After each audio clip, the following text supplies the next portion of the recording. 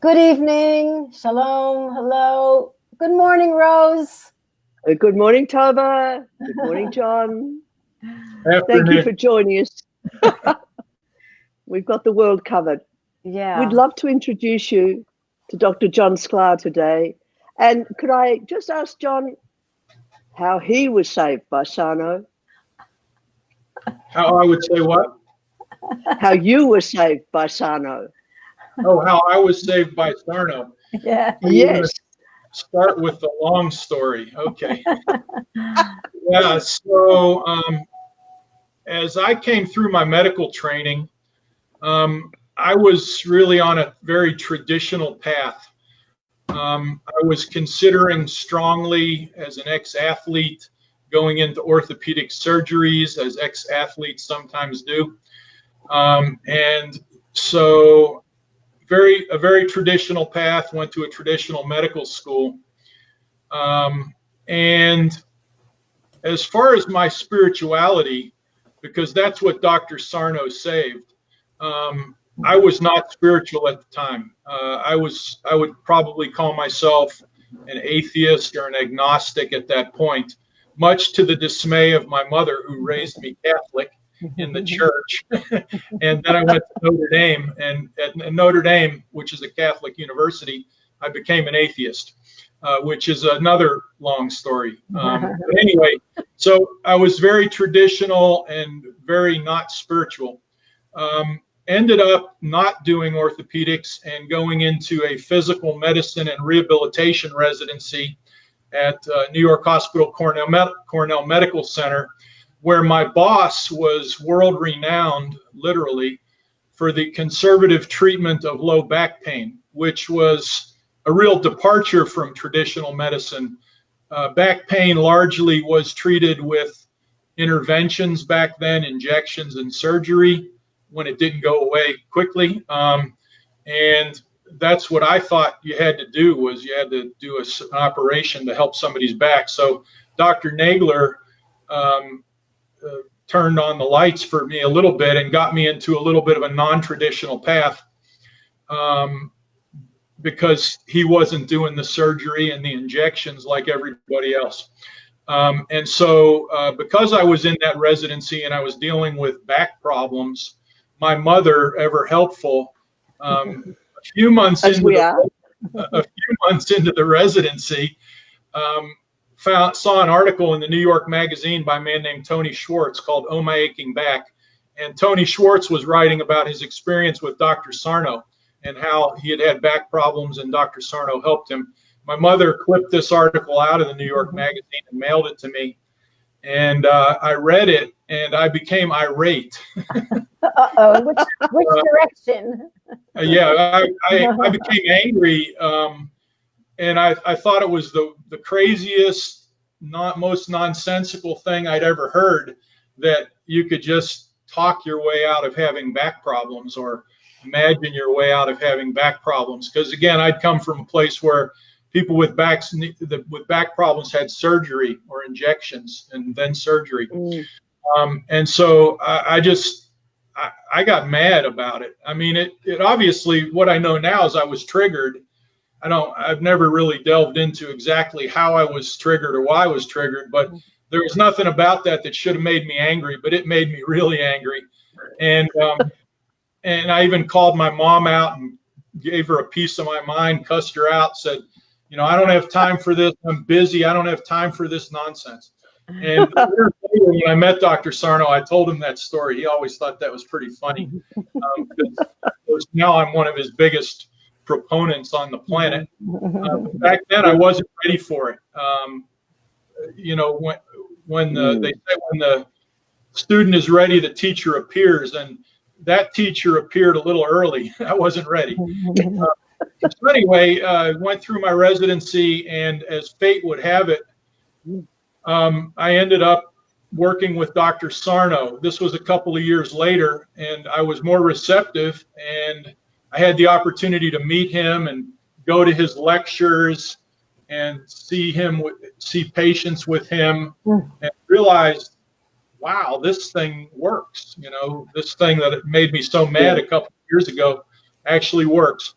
So, I had made quite a shift over those few years from a very traditional medical training and philosophy to, wow, Dr. Sarno figured it out. No one else has.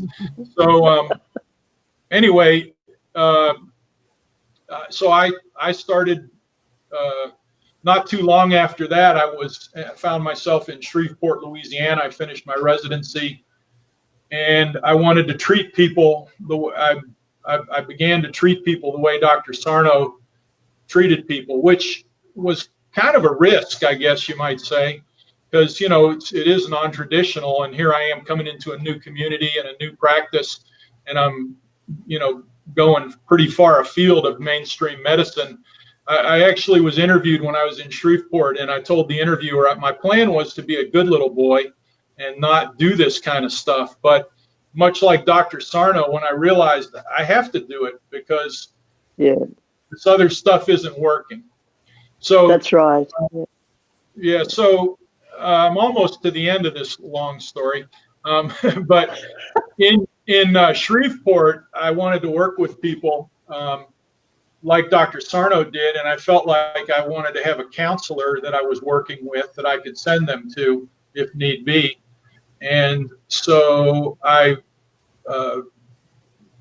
formed a relationship with a woman there that was a counselor that could help my patients, that seemed to be somewhat receptive to this, and later became extremely receptive to it as she saw that it worked.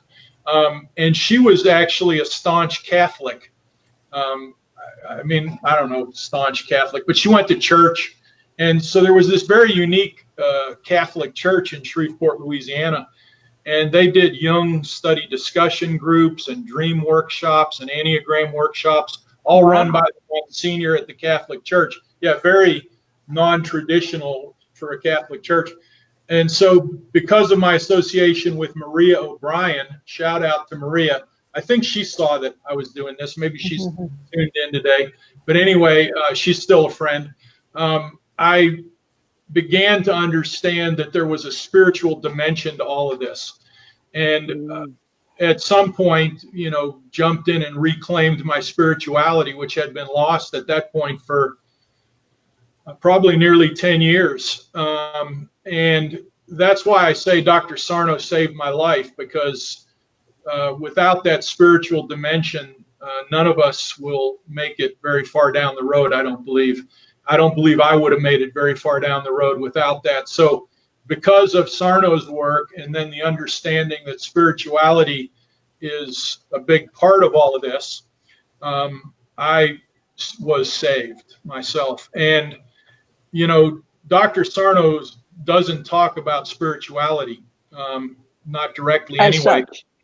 As such. And I do want everybody to know that's listening that I've stayed friends with Dr. Sarno until his death, and would see him if I was in New York. We'd go to dinner. He came to my wedding. He was a friend and a mentor all along. And so I would talk to him about all of this. And I've talked to him about spirituality, and he believed that that was very important. It just wasn't what he took on. He took on the mind-body connection, which was enough back in the 1980s. And so the wrinkle that I've added is the spirituality, the spirit-mind-body connection. And I believe that spirituality is so important. It was very important to me, has saved my life. And I think for patients, that's really what they're looking for. Dr. Sarno talks about repressed emotions, and especially rage, anger, and rage. And from when you have a spiritual dimension in life, it's a lot harder to go into those strong emotions like anger and rage, because you have more of a understanding nature as a person, and you understand that anger and rage, I think people say, being angry at somebody is like taking poison and hoping they die. So anger hurts us, is what I've known. And my spirituality helps me not go to that place of anger almost ever anymore. and that's important for patients as well. But anyway, what I want people to hear is Dr. Sarno was receptive to the spirituality of all of this. We're going to talk about the presence process. He was very receptive to the presence process, which has a very strong spiritual dimension to it, although not really overt, but it's there.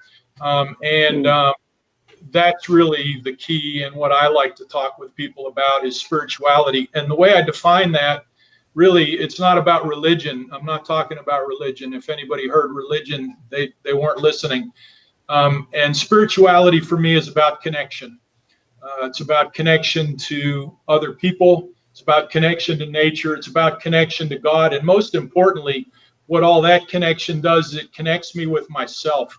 And I think what happens is people are disconnected. They live lives of disconnection. And that's where the TMS comes from. And when we're disconnected, then it's easier to go into those anger and rage places. Of course, as Michael Brown teaches, it's not really the current anger and rage that are the problem. It's that anger and rage harkens back to a time as a child when we had anger and rage and couldn't handle it. And it seemed maybe even deadly. So we put it away, locked it away. Yeah. So, but the spirituality is very important to all of this, and it's been very important to me.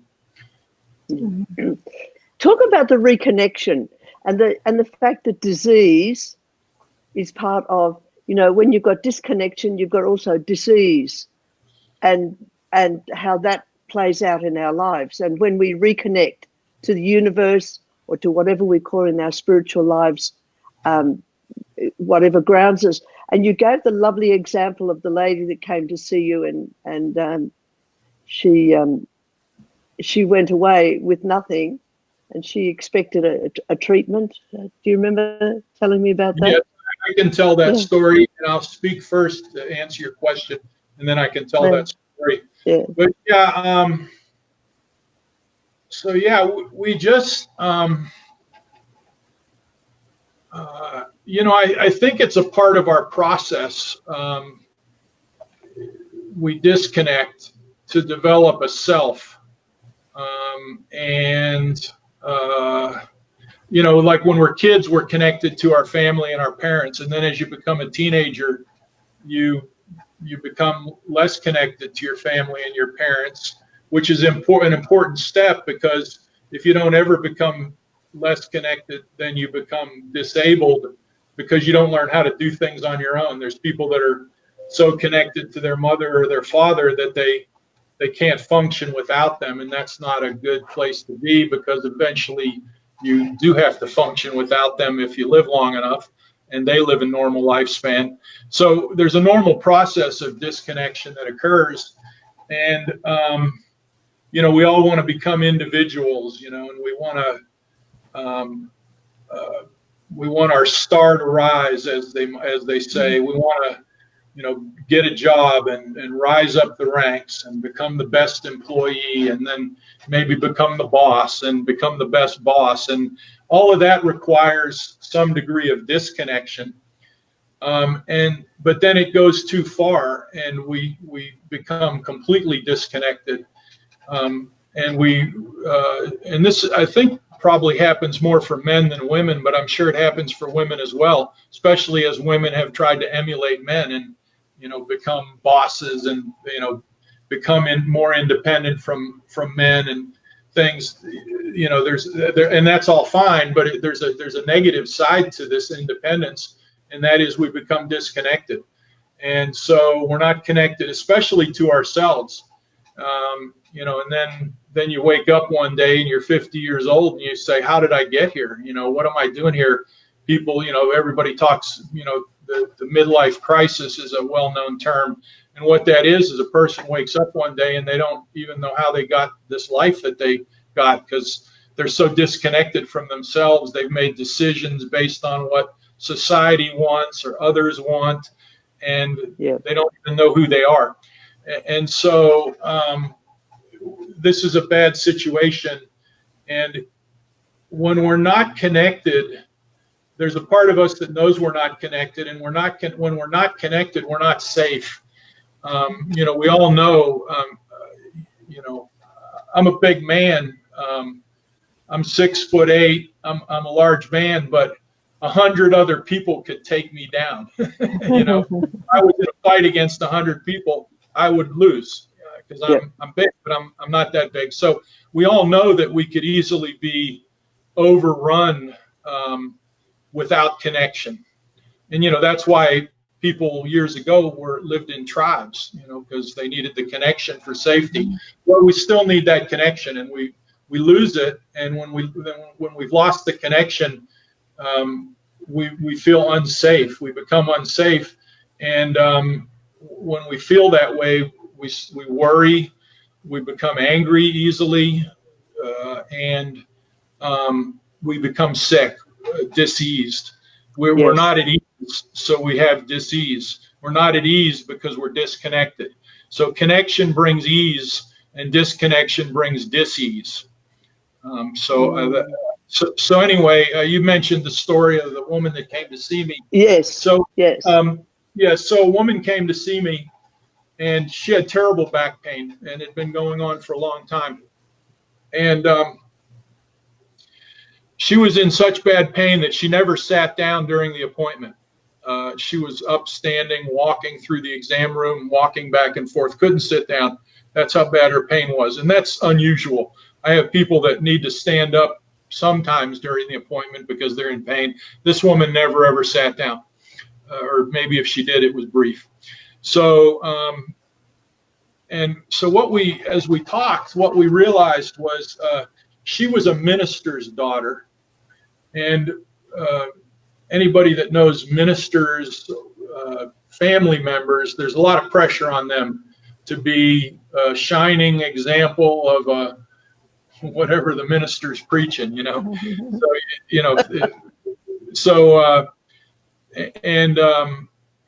ministers themselves take on a lot. They take on the needs of all of their, people that come to services or whatever. And so they become hyper responsible, overly responsible. And their families mirror that over responsibility. So this woman grew up as a minister's daughter, was overly responsible, and she took on so much responsibility, and yet there was a part of herself. So maybe she was actually overly connected. She was disconnected from herself, but she was overly connected to everybody else. And so there was no time for her. And so at some point she became ill. She started having back pain. And what she quickly realized was that, on an unconscious level, was that, well, this was a way to not have to meet everybody's expectation. The pain was a way to get rid of those expectations. And so what we came to in her appointment was, well, so here it is. Here's the dynamic. You can be more responsible. You can choose, this is me talking to her, you can choose to have more responsibility. And in that way, then you might be able to choose to have less pain. Or you can choose to have no responsibility whatsoever, and then you can keep your pain. And so this was the choice she had. And at the end of the appointment, I don't know what she chose. And I felt the reason she was there was to learn about her choice. And so I left it there. And it was, okay, so now you understand what's going on. You can do whatever you want with that information. That's not my job to decide. That's right.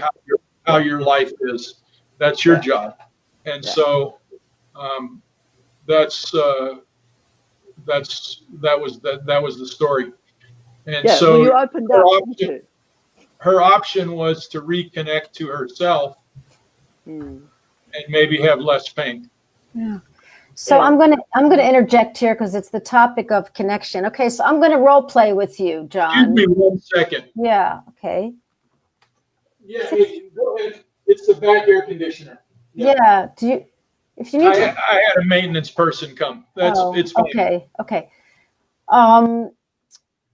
So I'm going to play devil's advocate. I'm going to play a patient and say, look, I'm in a lot of pain. You know, I might have had a little trauma in my childhood, but then I had a surgery or something happened and I fell and I had an accident or the doctor made whatever it is. I'm in excruciating pain. I'm connecting as much as I can.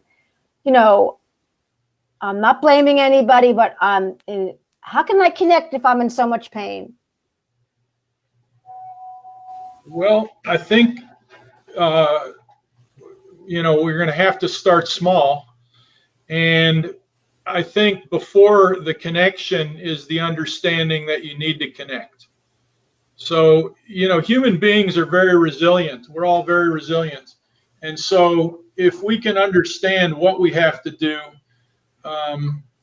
then that way can be opened up to us. We can open that way up to us. So, you know, the big thing I would want to impart to someone is that this is necessary, this is important.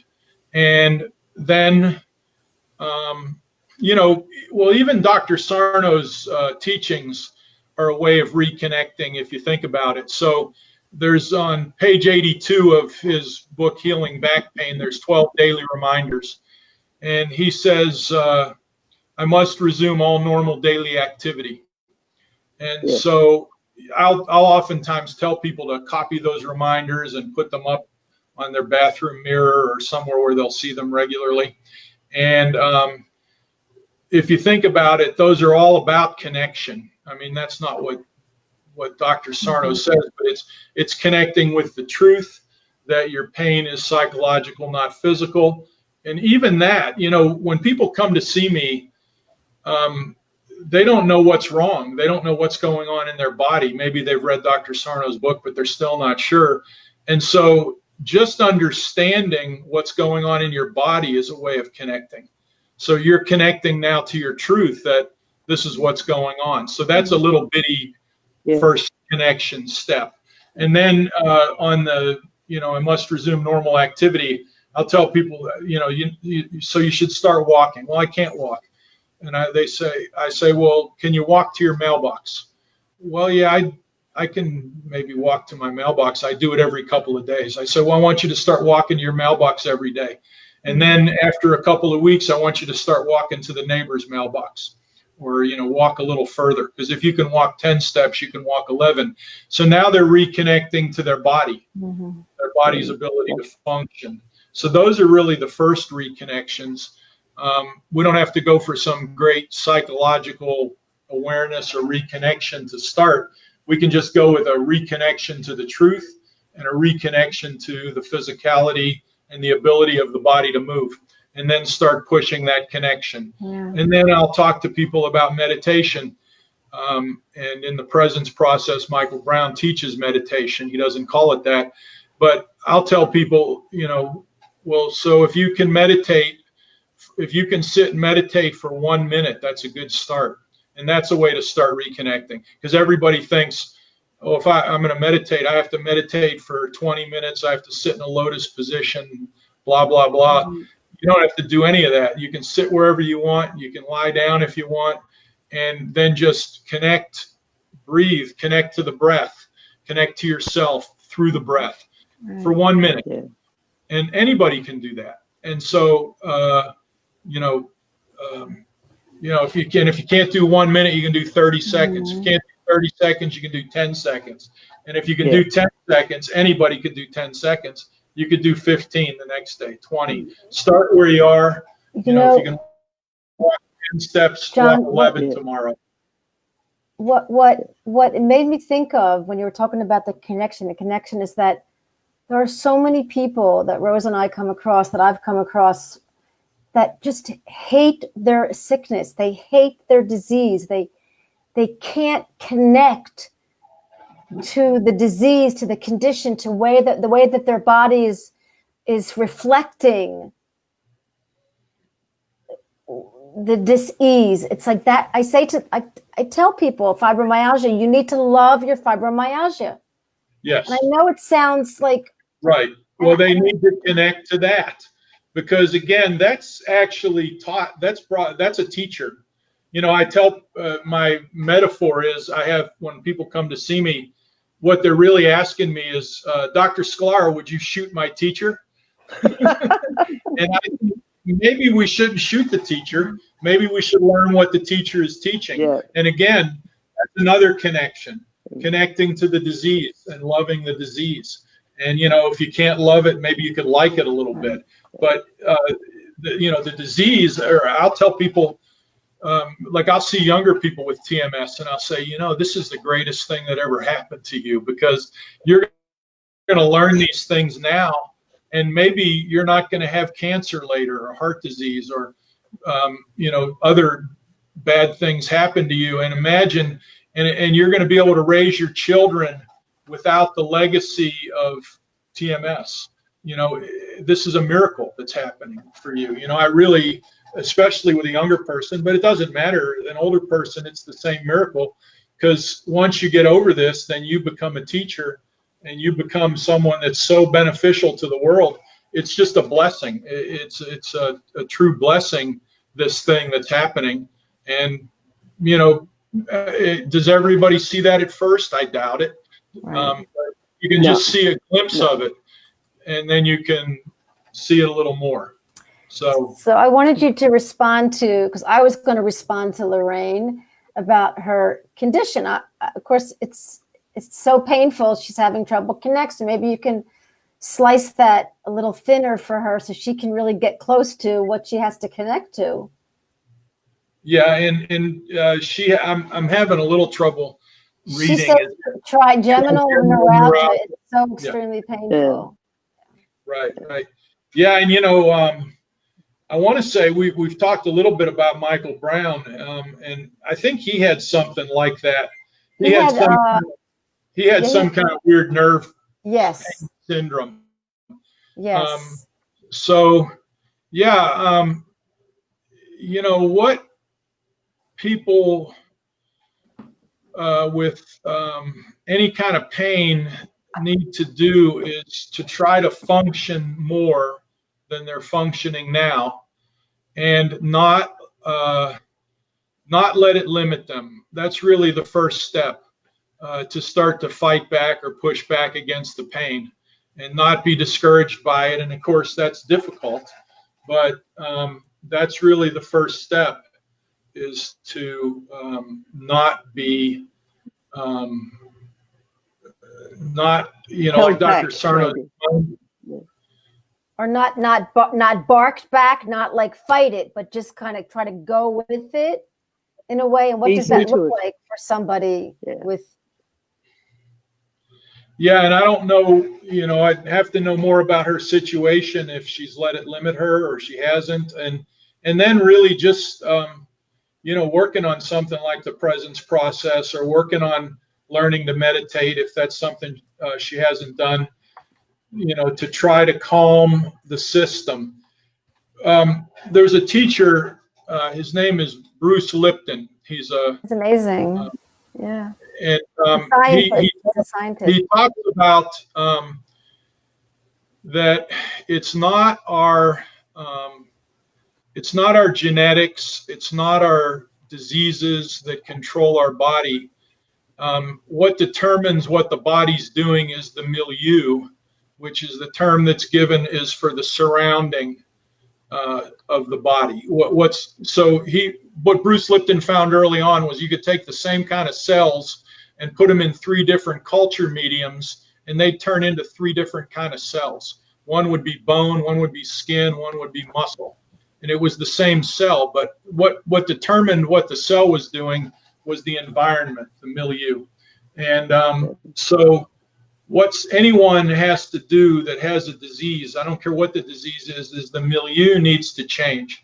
And the ways we change that is by doing things like the presence process, learning to meditate. That changes the milieu.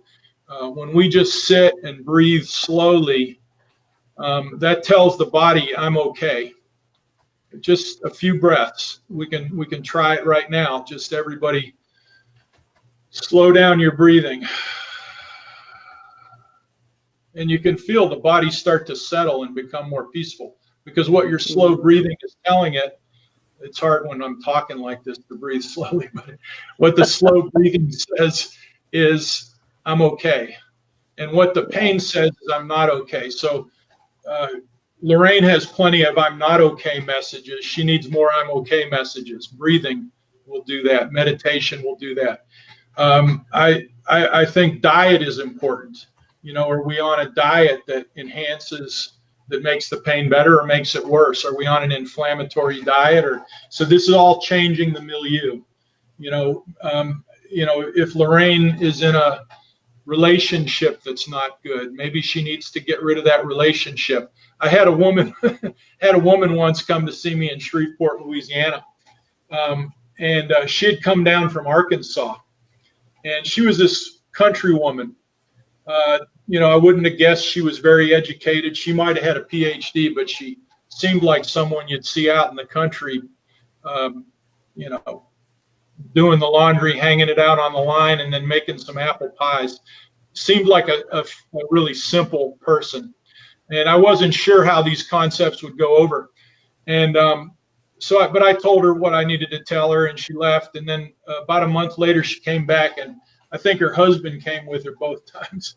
And so the second time I asked her, I said, "How you doing, and how's your stress?" And she said, "We don't have any more stress because we don't talk to his mother anymore." I mean, and that was her simple country solution: get rid of the mother-in-law.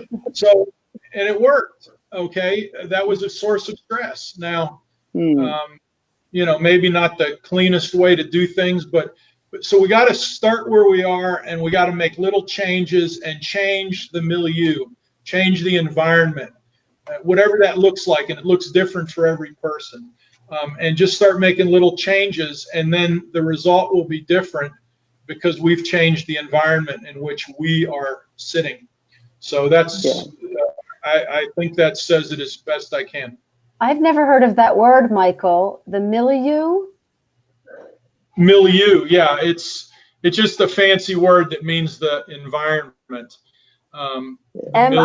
Milieu, M-I-L-L-E-U, I believe, or U-E. Yeah, I've never heard of it before.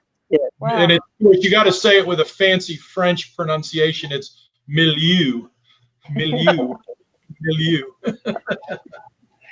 Yeah, so we have to get a new milieu. Yeah. Yeah. Well, your lady that you originally spoke about is exactly what you suggested to her, wasn't it? Really, underneath, Right. Change the milieu, and you'll change.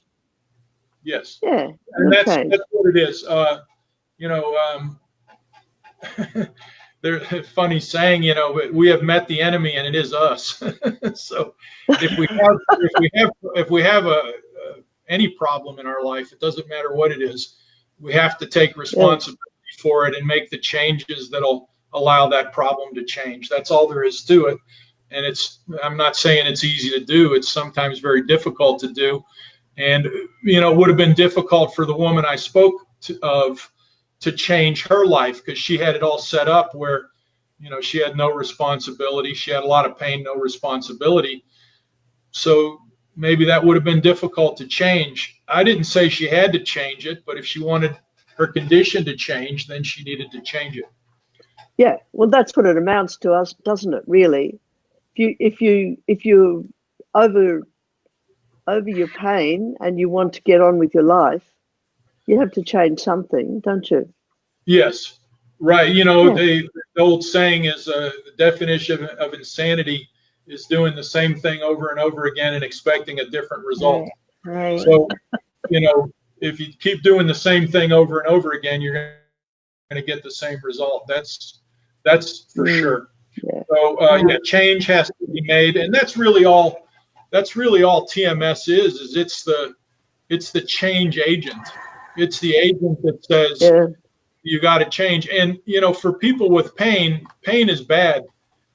Nobody likes pain, but at least it's not something worse. At least it's not cancer. At least it's not multiple sclerosis. And these things are all stress related. And so at least it's not that. So for the woman with the trigeminal neuralgia, at least it's not that. And go from there. Mm-hmm. Mm. Well, The bottom line is, oh, sorry. Go ahead, Rose. I was just going to say the bottom line is that it's the heart that needs fixing. And that's why I like John's connection to spirituality. How, if you open up your heart to the universe and to life and to that life spring, then the pain has to go away because it's got no space anymore. Could you elaborate on that a little bit, John, as you did previously? Do you know what I mean? Yeah, I don't know that there's anything else to say. I think you said it perfectly. Okay. And I'm not we have to, we have. Yeah, well, I think maybe you are. Maybe you know more than you think you know. But that was. I don't know that I have anything to add to Rose, that. Are you being hard on yourself, Rose? Rose, can't be hard on yourself. But I want to say something. Rose exactly brought up the best topic. So I was listening to the tape as I was waiting before the show, the tape of you and Dr. Frank Murphy interviewing Michael Brown. And you were talking about the Indian perspective of the 4 rooms, the physical room. So like think of a house, the physical room in the house, the mental room in the house, spiritual, emotional and spiritual, and that the suggestion was that we visit each room each day, but that what we find, and this is what, according to what Rose was saying, what we find is that we're not visiting the emotional room at all. We're like, it's closed, it's dusty, it's cobwebs, it's full of, it's like we're not even, and it's scary. It's scary to go there. And this is the imbalance. This is the imbalance of the disconnection connection, as opposed to connect, disconnect, as opposed to disconnect, connect. So we're talking about balance, talking about visiting the 4 rooms all the time. And why is it so hard to connect to the heart? Why is it so scary to feel? Why is this what we're finding out, the solution to chronic pain and disease, the heart, feelings, connection? Why is that? Well, because we've been hurt. Our hearts have been hurt. We came into this world little innocent beings, and we had these big people around us, and they were the provider, and they provided the things we needed, many of the good things, but they also provided some things that weren't so good, and we were hurt. And we tend to be discounted when we're hurt as children. The famous sayings are, you start crying, and Dad says, "Well, stop that crying, or I'll give you something to cry about." You're crying, your sadness is invalidated, and then you get angry and strike out at your parents. How well did that work? And if you're afraid, the kid's afraid sometimes, has a bad dream, goes into mommy and daddy's room and wakes them up and says, "I had a bad dream." And they say, "Oh, that's silly. Go back to bed." So as children, our emotions are invalidated. We're not allowed to have them. And so we learn we're not allowed to have them. And we've had a lot of hurt around that. When we were invalidated, that hurt. And so there's been a lot of hurt around that. And so that's why that room's closed off. And then we equate our parents with God. They're kind of like the gods in our lives. And when they don't treat us right, then we start thinking, well, God's not good. Maybe God's not good. So we close that room off maybe. And, so we close off those rooms because there's pain there, and we don't want the pain. But what we learn if we do the work is we have to go into and through the pain. The answer that your viewers are looking for is on the other side of their pain, and you can't go around it, you can't go under it, you can't go over it. You got to go through it. You got to go through the pain to get to where you want to go, and that's scary because pain hurts. So, but that's where the answer is. Yeah, it's an invitation, isn't it, to find out who you really are through that pain. Yeah. Yes, yeah. Absolutely. And we don't know because, again, we're disconnected from ourselves. So we need to find that. Well, unfortunately, in the medical profession, there aren't many doctors that help patients to move in that area. And even when they move into psychiatry, they also disconnect the body as well, which is, there isn't there aren't many people like you that hold the patient as a unit, unfortunately. And that's see true. The whole, more and more, though. That's the good news is there's more and more, I think. It's true. Well, and some of that, there's some ancient stuff there. Once upon a time, there was no science and there was only the church. And then at some point we got more science, and the scientists started encroaching on the domain of the church. When they treated the person as the whole person, they started encroaching on the domain of the church and the spirit. And so a bargain was struck, in the, 16, 17, 1800s. I don't know when it was exactly, but it was like the person was cleaved in half, and the church got the spirit and maybe a little bit of the mind, and then medicine and science got the body and a little bit of the mind. So the person got cut in half, and we're still suffering from that cut. The Enlightenment. Yeah, so it's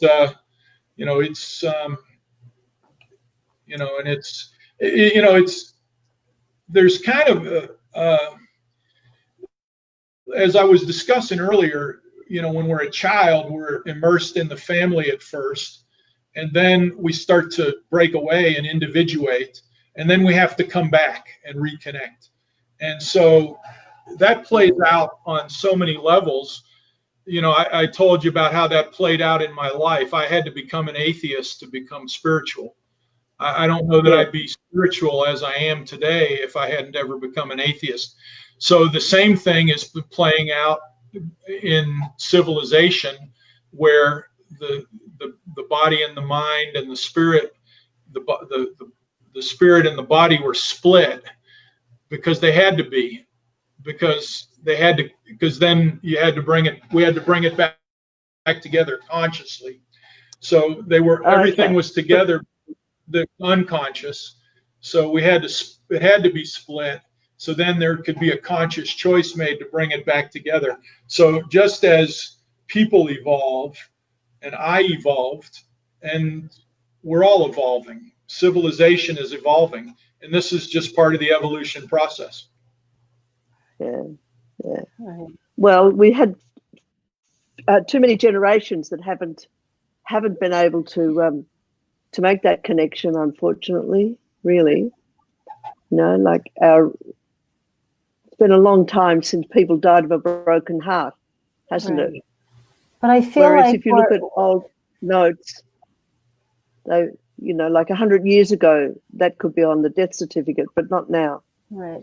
I feel like the world's changing. I mean, I don't think, look, we could say that self-healing wasn't necessary for many generations, but now I feel like self-healing is so accessible beyond the doctor. The doctor, you don't need the doctor.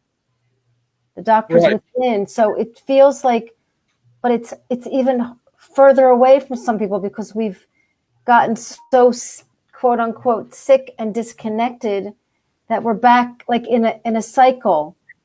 It's I don't know. A lot of people lament the way the world is today, and it's this, it's that, it's disconnected. We got the coronavirus, and it's better than it's ever been. We are reaching a zenith or a high point in our evolution, and we're closer than we've ever been. So, one way of looking at it is, oh my gosh, it's so terrible. But another way of looking at it is, oh my gosh, it's so wonderful. We're right on the verge of all of this. We're right on the verge.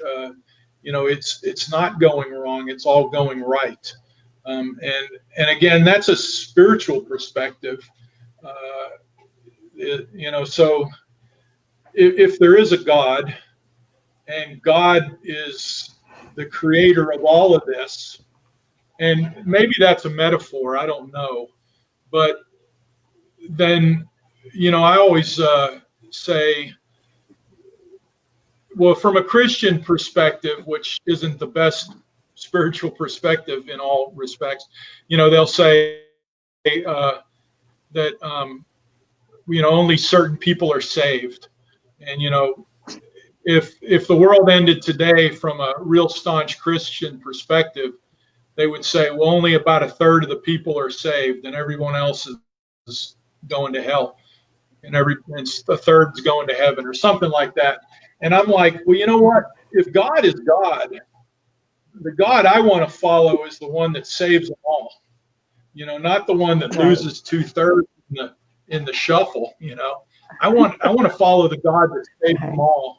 If God is God, then why isn't God undefeated at the end? Why isn't the score, if there's 7 billion people on earth, why isn't the score 7 billion to nothing? Mm-hmm. That's the God I follow. So the God I follow wins in the end. Mm-hmm. I don't care what it looks like. I don't care how dark it looks, how bad it looks. God wins. Bottom line, people. I read the last chapter. That's what happens. Mm-hmm.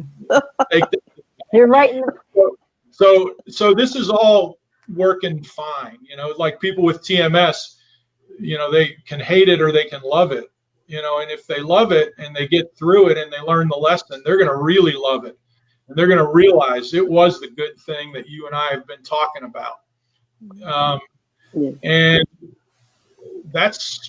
we have to have some, I don't know if it's faith, I don't know what the term is, but I believe that it's all good. It's all God. It's all good. If you look at the word God, you add an O, it's good.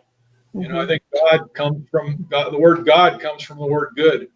The scriptures say God is good. I believe God is good. So it's all working. We just have to, believe that. And I do. So.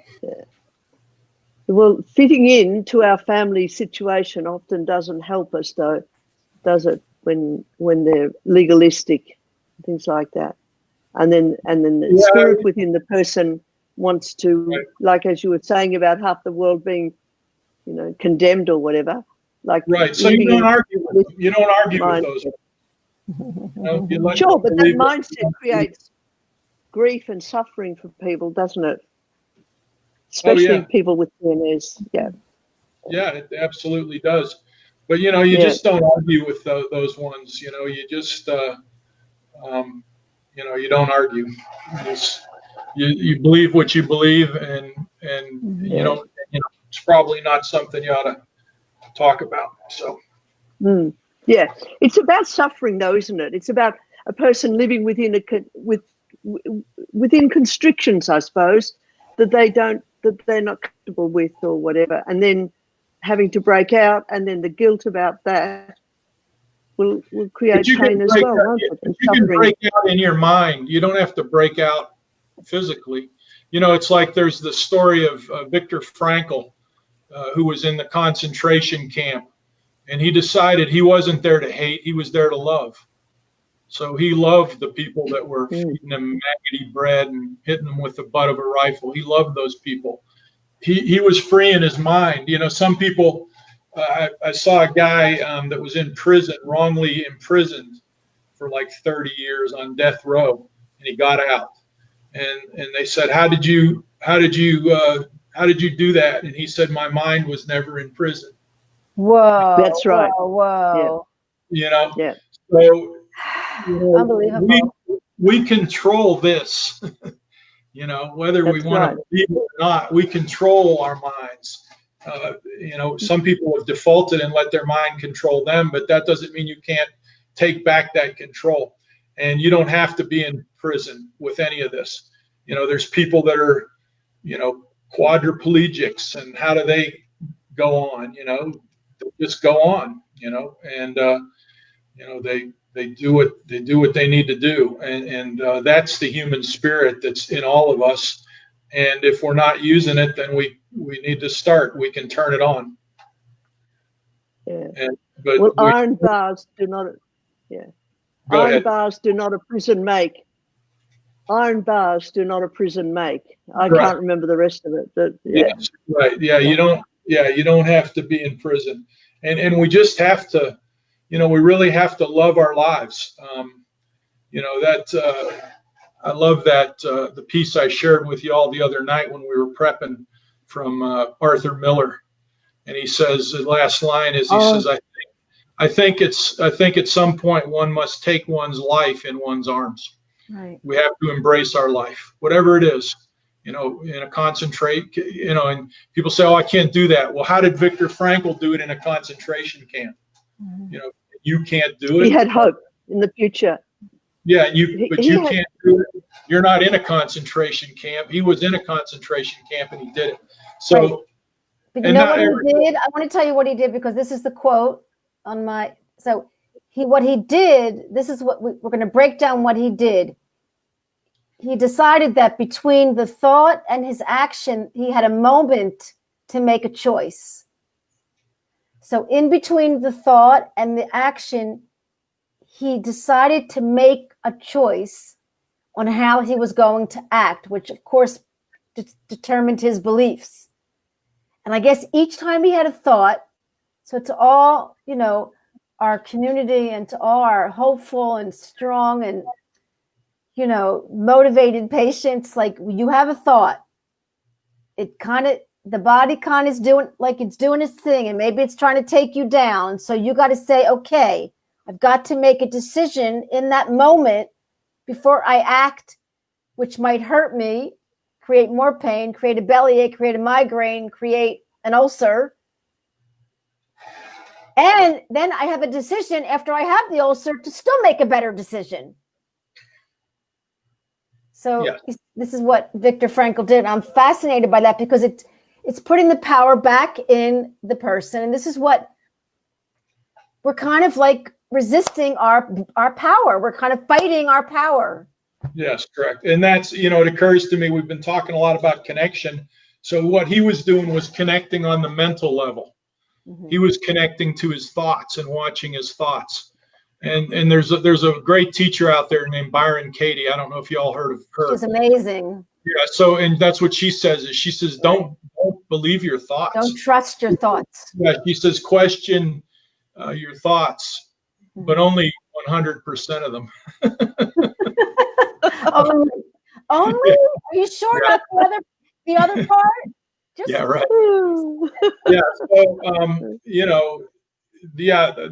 the mind is a great tool, but it's a tool, and it actually, a lot of people right now and talk now about the fact that the mind shouldn't be in charge. The heart should be in charge. And then we can use the mind. If I want to come and see you in Israel, well, I need to use my mind to call go on the website and get my plane tickets and, all of this stuff. That's the function of the mind. But it would be my heart that told me to make the trip, not my mind. You know what I mean? So that's right. We have to use the mind just for the tool that it is, and not to be in charge of things, and not to believe what it's telling us. And people in pain, I'm sure their mind tells them this is hopeless and it's going to be like this tomorrow and the next day. But guess what? Dr. Sarno's patients are a great testament to the fact that it doesn't need to be, Wait a second, John, you are your mind. We are our mind. We're our mind. Yeah, it doesn't need to be a separate thing. We're our mind. It's not something outside of us. It's like we have to get whole again and take responsibility for the wholeness of who and what and how we are, and not separate our disease, our past, our future. It all has a place in our story, and our story is important. But it's so important for us to write a story that keeps us moving forward and not stagnant.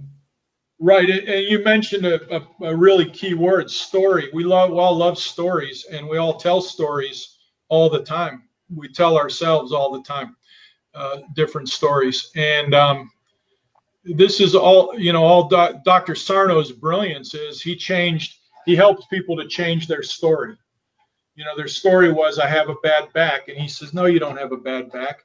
And their story was, I can't do this and I can't do that. And he said, no, that's not right. You can do this, you can do that. It's all about changing the story, and it's the story, and our story is also our milieu. It's what surrounds us.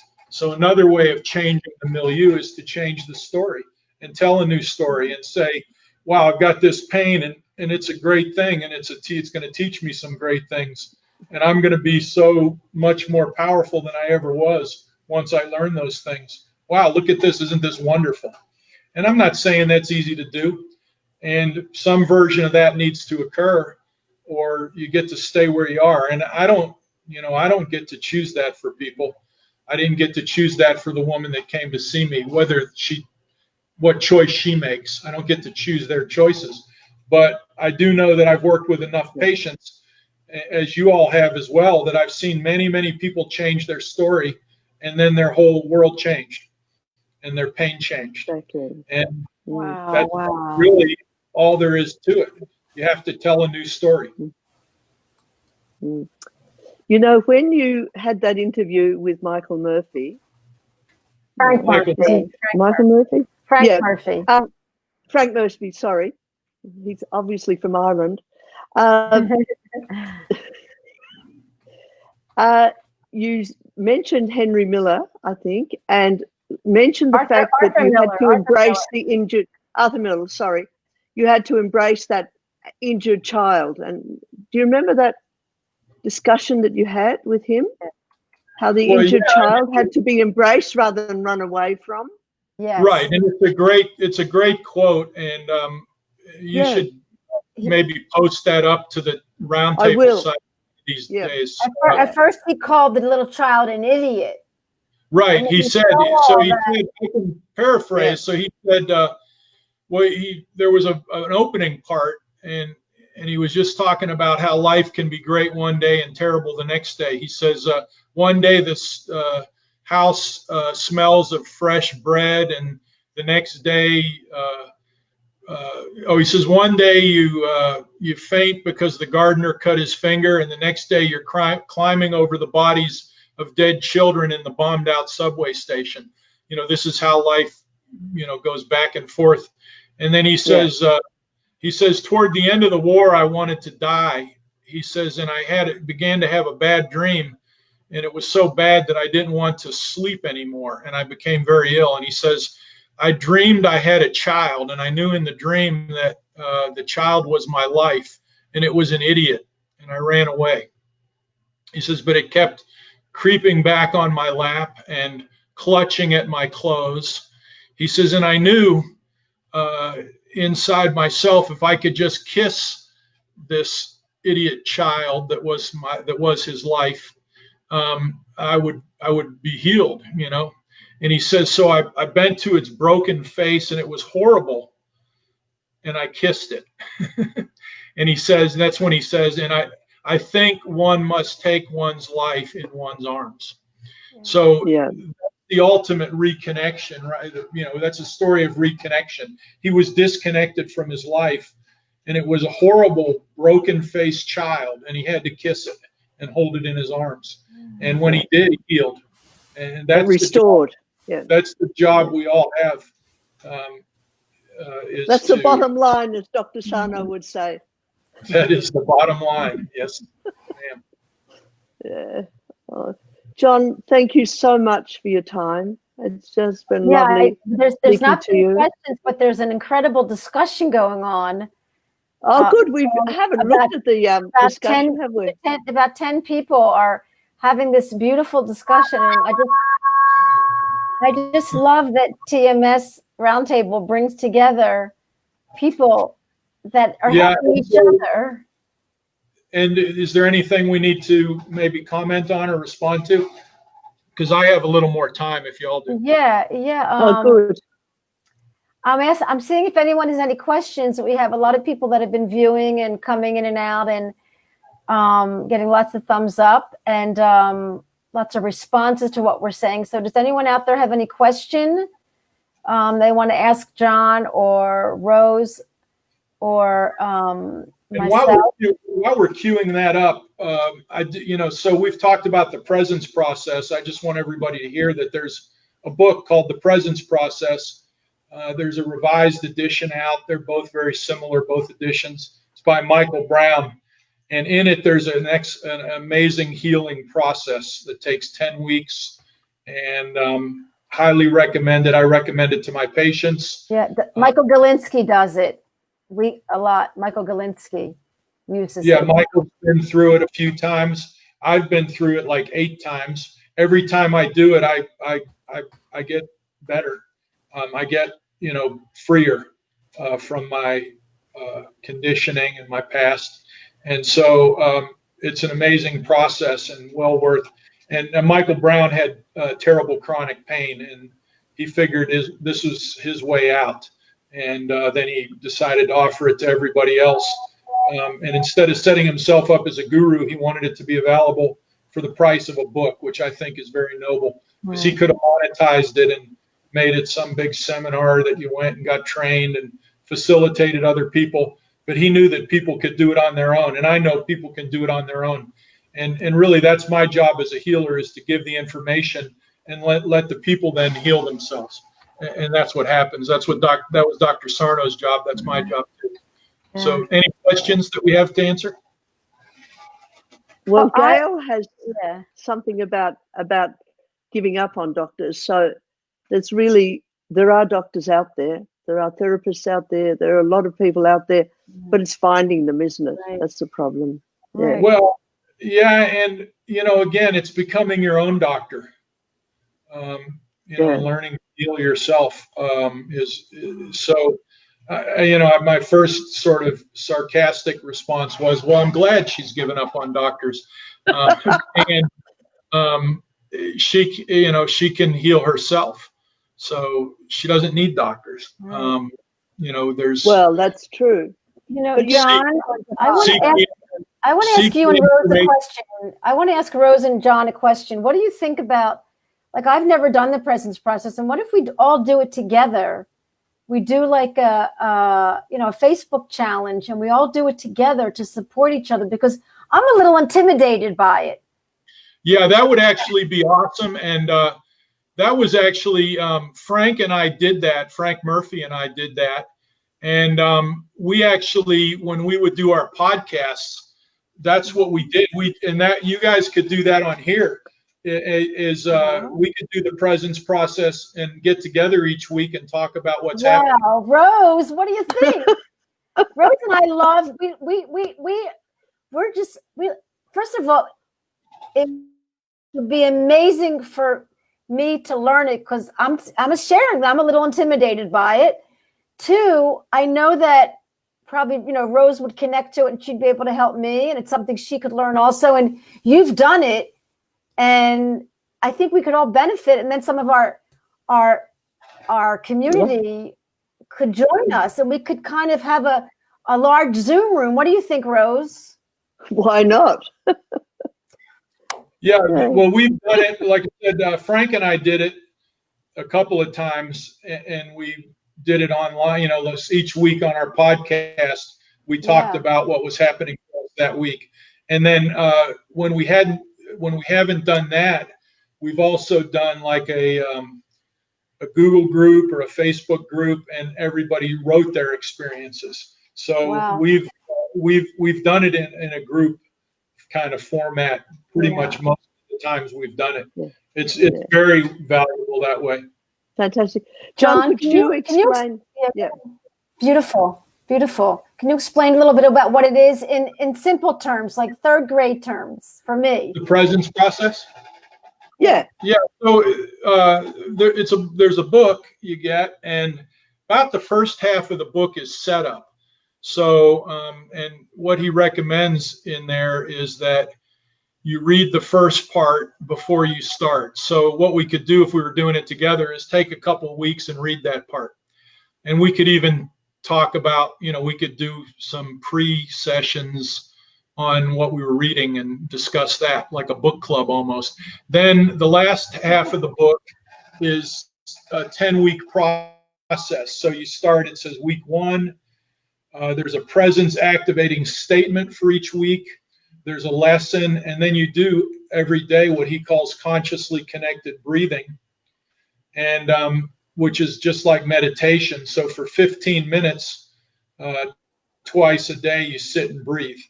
And he explains why you do that in the book.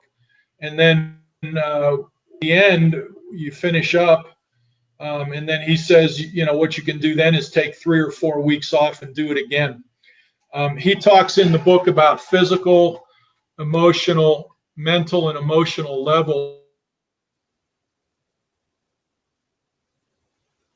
Oh, John. Those levels. We've lost John. We got it. We got him. We got him. Okay. He says that you're unpacking a different level each time, the first 3 times. So the first time you're unpacking the physical level, the second time emotional, and the third time psychological. Okay. Or mental and psychological. So anyway, it's a 10-week process, and then he recommends you do it multiple times. So but yeah, it's amazing. You guys will love it, and it'll be amazing. And anybody that does it will have an amazing experience. Whoa. The one thing that he says, though, is if you start, don't quit. Because there's, he talks about our personal will and how our personal will has been thwarted or stunted.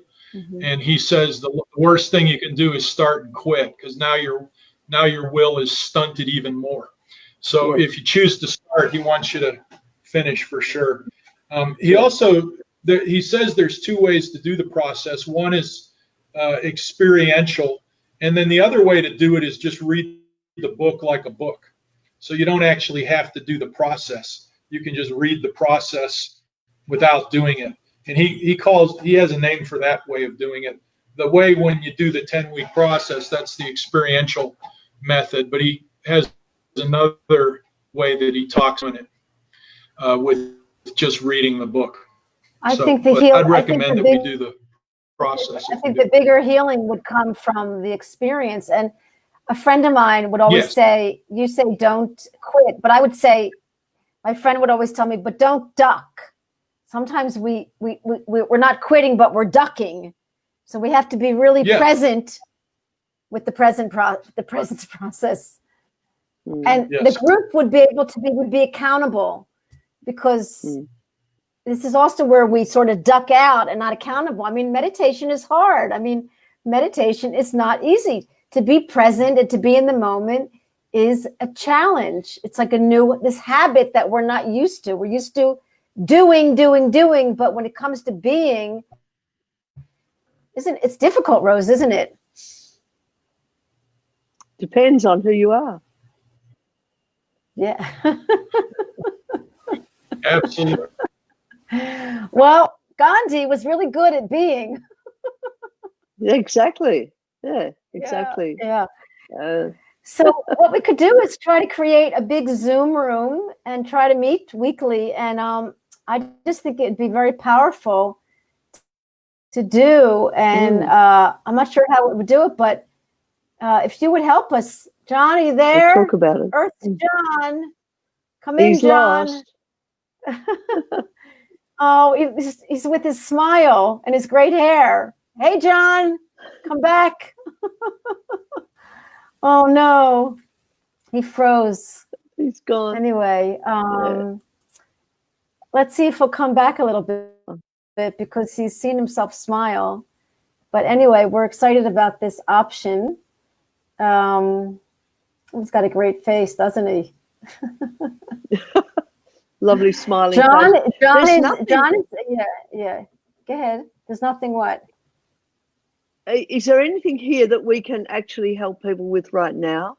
Yeah. Does anyone have it? So let me just tell John to go in and Yeah, John is frozen in the present process. That was funny. That's good, Sarah. Sar's from India. Sar lives in India. John is frozen in the present process. I wish I had his phone number. I tell him to go in and out on his computer, because we need to say goodbye, and I'm not going to say goodbye until John comes back. No quitting, John. Well, let's have a look here. Let's have a look here while we're waiting for him and see if we can respond. Because mainly it's conversation around the. Anyone have any other questions that we could just do some prayer and try to get John back. We could do some communal prayer and try to get John back. Anyway, I'm finding it amazing that our connections are working so well, Rose. Except the internet. Yeah, but you're right. We're disconnected. We're disconnected, exactly. Yeah. Oh, well, Gail's a little bit upset. Should we respond to Gail's upset? I think Gail, I'm going to respond to Gail. I think, Gail, that it's not like he was like, look, my mother had MS, so I'm sensitive to people talking about MS, but I didn't hear it like you heard it when he was saying it could be worse. I understood that I felt a little bit of a prick when he said it could be worse, but I think he was putting it into perspective of the big picture. Do you remember when he said that, Rose? About well, it's not what you would say, but right. But I respect what you received, Gail. Yeah. So I mean, I never forget that my mother, she had MS and she was in a wheelchair, and we went food shopping once, and she said to this poor man collecting money, "Oh, look at that poor man." And I thought, my mother is like feeling sorry for someone else. Like, well, how could she feel sorry for someone else? She's got MS, but in her perspective, she saw that poor man as being worse than her. So it kind of gave me an idea of like, worse is worse, better. It's like our intensity on it. And I understand, Gail, it's a sensitive topic for you, and it has been for me as well. And I wish John could be here to answer you. So hang on for a minute. Do you think John knows that he's frozen? He's a sensitive guy. He'd have to know. He'd have to know. Anyway, so yes, Casey says all pain is equally valid, and all of our perceptions are valid, no matter if they're chocolate or vanilla or strawberry. There's nobody wrong and nobody right, nobody extreme, it just is what it is. That's what I love about Byron Katie's work. Anyway, so what do you say, Rose? Well, I think we need to sign it out now, because really overall it's just a discussion, and like talking about measuring people's pain is sort of like not, because if you've got hip pain, and you're suffering in your own body. If you've got cancer, you're suffering in your own body, and it's unique to each person. Unfortunately, it was a throwaway line, which I'm sure he wasn't even aware that he said. Yeah. And when we talked to him prior to the get together, he was very, very open and spoke a lot about the whole idea of being open to your inner self, and that's what it drew me to him. The fact that he was very open to that. And yet, maybe in the anxiety of the moment, he sort of made it sound like he was dismissing one lot of pain in comparison to another. Yeah. And I think Gail brings up a good point. Like what Gail saw was something external that kind of triggered her a little bit to comment. And so part of it is like, okay, so the external thing is happening, and that's where I believe that we can acknowledge the external, but we can't let it affect us. We can acknowledge it. We can comment on it. We can even have a dialogue. We can agree to disagree.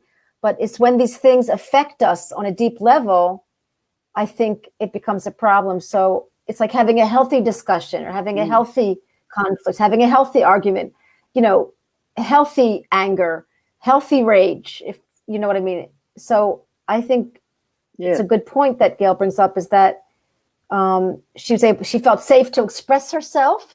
She felt safe. Gail, you felt safe to disagree with John, where someone else might have been like, well, I thought that was kind of a weird thing, but I didn't say anything. So all the honor, Gail, for speaking up. You're mine.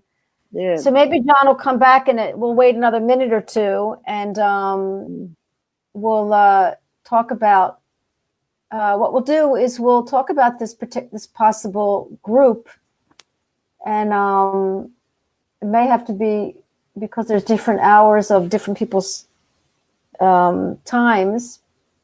We'll figure it out. Maybe we could have a big Zoom once a week and meet with a bunch of people and do the presence process. So I'm actually going to look for the book used on Amazon.com. It depends on how long it's going to get to Israel. That anyway, where do you get your books from, Rose? Where do you order them from? Depends. I like to go to my local bookseller. Yeah. They're called Readings, but they don't always have the reference books I want. So I go to Book Depository. So right, but don't you get it right away? Because Book Depository takes a week. A week. Anyway, I've got to. I think we're going to say goodnight, but I love hanging out with you, Rose. I love hanging out with all of our friends and all of our community in our Be Live room. And John was great. He's terrific. We're going to have him back again, maybe. And he wanted to do the presence process for his 9th time. And I also want to say one more thing. I was listening to the tape of them interviewing Michael Brown, the author, and they talked about an amazing fact that from 1 to 7, we are, Michael Brown, I'm going to mention Michael Brown is the, but he asked about the author. But that when we're 7, we're in our heart. We're like growing up. Everything is very in the moment. We're very present. And then at 7, we go to school and everything shifts to the brain. And so we almost can't help it because we go to school. This is what Michael Brown said. So it's almost like, oh, here's John. 3, 2, 1. Yeah. Hi, John. John, were you ducking? You ducked. You didn't want to face the truth. Yeah, I didn't want to face the anger of some of your viewers that apparently didn't like me saying that things could be worse. Yeah. Well, now you're facing them. What would you like to say to our group? That you're human. And tell us. Oh. Trying to be helpful, folks. Yeah. Listen, and you might have a little rough side. I have to share something with you, John, from my heart. When Corona started, and I wrote to you, and because you liked our page, and I said, "How you doing with Corona?" And you wrote back something like, "Corona Shmona, who cares? I'm fine." And I was like, "That's a little rough." He wasn't sensitive to like what maybe I'm feeling. And I thought, well, John's saying it like it is. And Tova's experiencing John's energy, and it's Tova's issue. Yeah, it's a fine line, isn't it? I don't think we get anywhere in life sugarcoating stuff. And you can ruffle some feathers. and you don't get anywhere if you ruffle feathers all the time either. So, but yeah,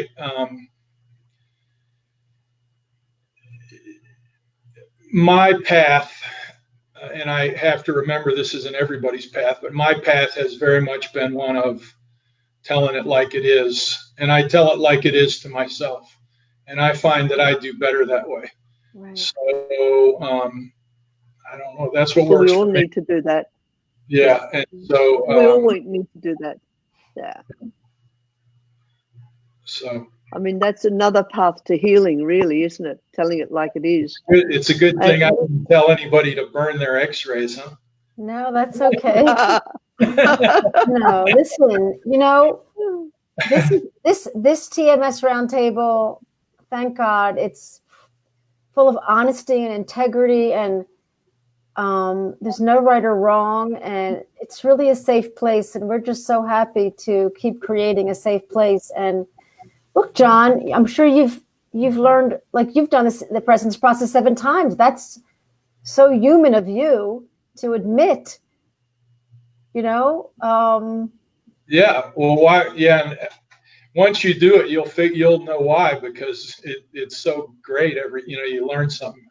It changes you. It changes me every time. So yeah, I had one time somebody kind of criticized me for that. Like, well, what's wrong with you? Are you like a remedial student? You had to do it 7 times. Yeah. I think now I've done it like 8 or 9 times actually.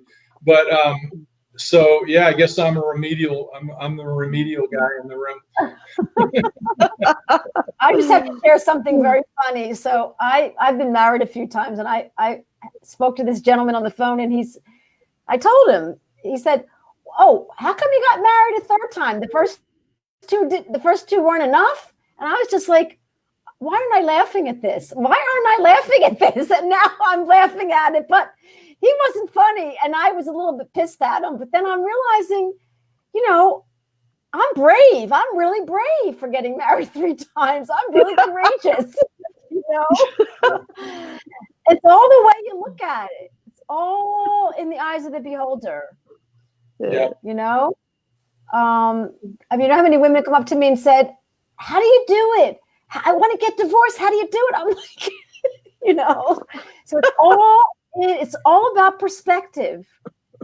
You're not a marriage expert, but you're a divorce expert. I am. Yeah, just like it. And I am a marriage expert. I'm a marriage expert because guess what? I came out of each marriage very honestly, and you know what? I'm a good ex-wife. Can absolutely give advice. Yeah. Anyway, enough about me. So, did we have anything we needed to do well, or talk anybody about? want to say anything to John or to Rose or myself? Do we want to thank Rose for getting up at 4 a.m. in the morning? Yay, Yeah. Rose! Yay, Rose! My pleasure. Yeah. See, Betty. Do you know who's Betty Woods? Do you know Betty Woods? She's a new name. Do I know her? She said third one is a charm. Thank you, Betty. See, it's all in the eyes of the beholder.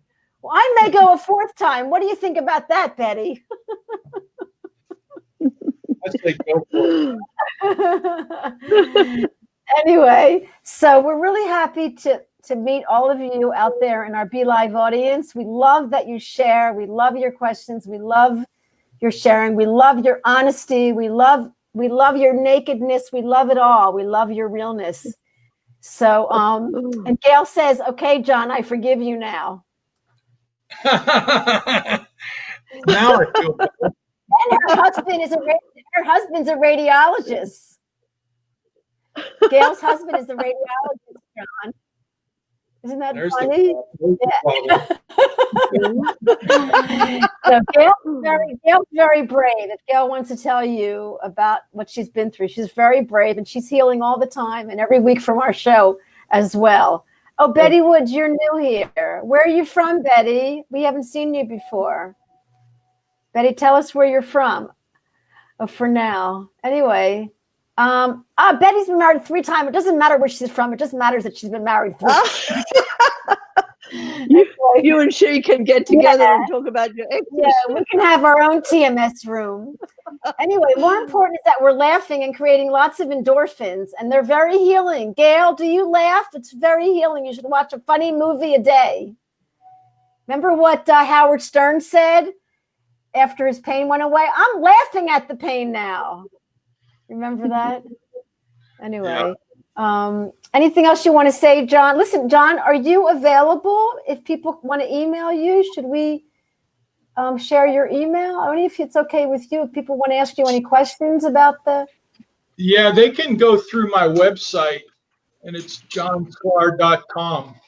Okay. And there's a lot of good information there. Yeah, your beautiful website. And they can email me through the site. Great. Lovely. Excellent. And maybe we can get you hooked. We can get you into this Zoom group with the presence process, and maybe we could have a visit from Michael Brown. Yeah, that would be great. Okay. But we'll have to put the FBI on his trail. We'll have to go to South Africa and find him. He's in South Africa with that beautiful accent.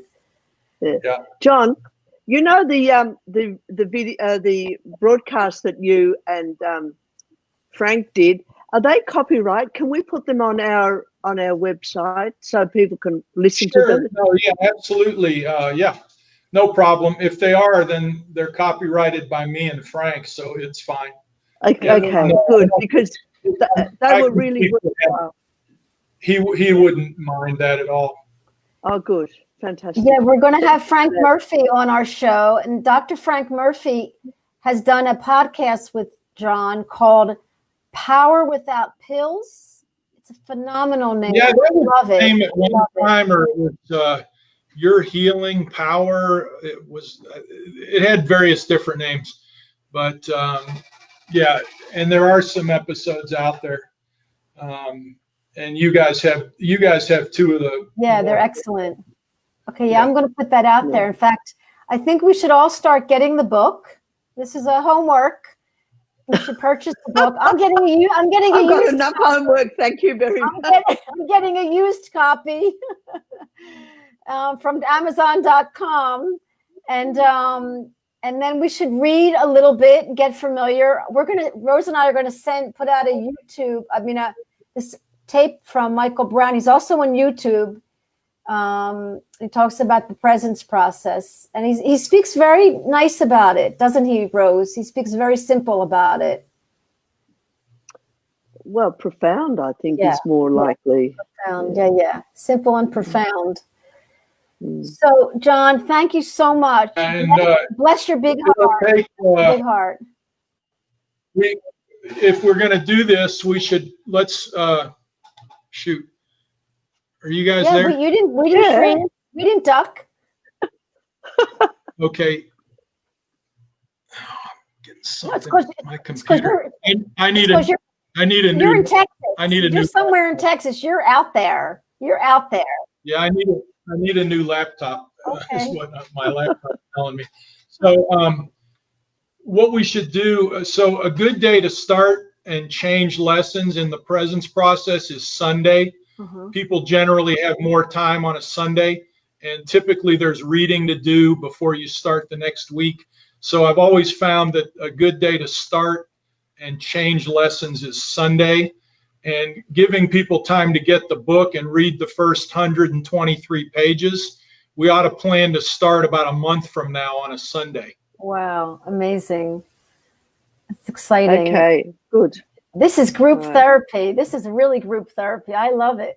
I know you're saying it's amazing, Tova, but we already told us you're really scared. I'm intimidated.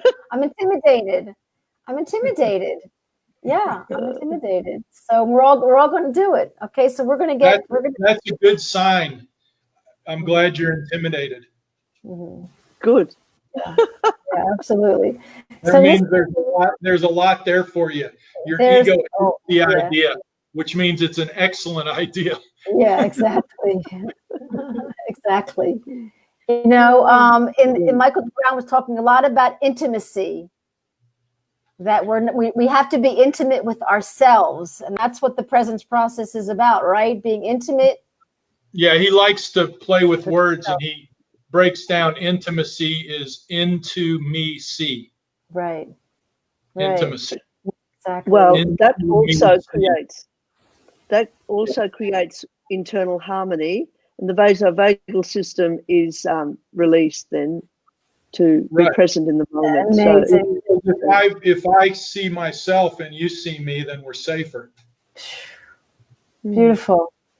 Really beautiful. I'm so happy this is on tape. Well, this will be part of our presence process, this tape right here. When you froze, John, and you ducked, and then you came back because you said, I got to face it. I got to face the people. Yeah. I got lots of endorphins secreting, so I feel really good. But I'm going to go to bed. It's 11:30 here in Israel, and Rose has got a day ahead of her. And John, it's the middle of your day? Yeah, it's 3 in the afternoon. Yeah, Rose, you might want to take a nap. I might recommend a nap for you. No, I'm fine.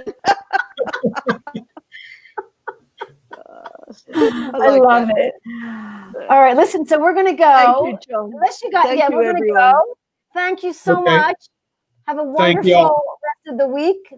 We'll have you back again, John, real soon, and we'll see you hopefully in the presence process. We'll talk to everyone, and we'll keep you in our link.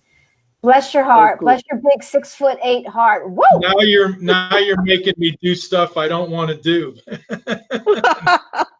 That's what Both of you. I didn't mind doing the presence process the first 9 times, but I'm intimidated by this 10th one. That's what life is about. Doing what you don't want to do, knowing that it's good for you. Okay. All right. Y'all take care. Good night. Bye-bye. Bye.